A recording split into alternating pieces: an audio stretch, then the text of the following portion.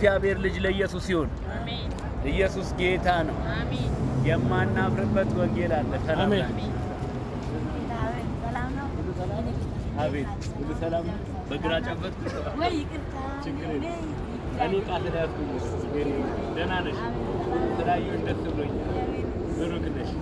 ጌታ ይባርክሽ። ሕያው ፍቅር ነው እኛ ጋር ያለው። አሜን። ለሁሉ ፍቅር እንድንሰጥ ያደረገን ኢየሱስ የተባረከ ይሁን። አሜን።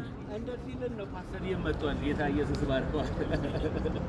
ኢየሱስ ያድናል። እንደዚህ ነው የሚሆነው በምድራችን ላይ። አሜን። እያንዳንዳችሁ አማኞች ቅዱሳን የምትሆኑና ቅዱሳን የሆናችሁ በኢየሱስ ስሙ።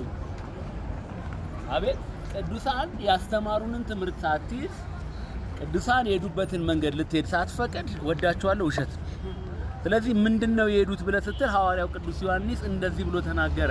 ምዕራፍ 4 ቁጥር 18 አንደኛው መልእክቱ ላይ በኢየሱስም አነባል ፍጹም ፍቅር ፍርሃትን አውጥቶ ይጥላል እንጂ በፍቅር ፍርሃት የለም።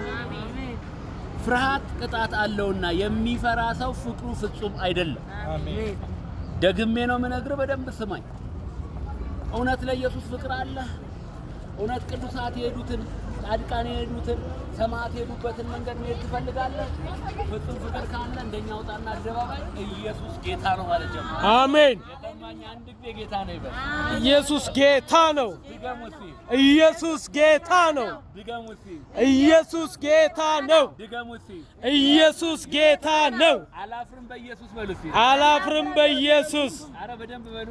አላፍርም በኢየሱስ። ፍጹም ፍቅር ስላለኝ ፍጹም ፍቅር ስላለኝ ለአምላኬ ለኢየሱስ ለአምላኬ ለኢየሱስ በአደባባይ ፍርሃቴን ጥዬ ሁሉን ነገር ጥዬ ጌታ ነው እላለሁ።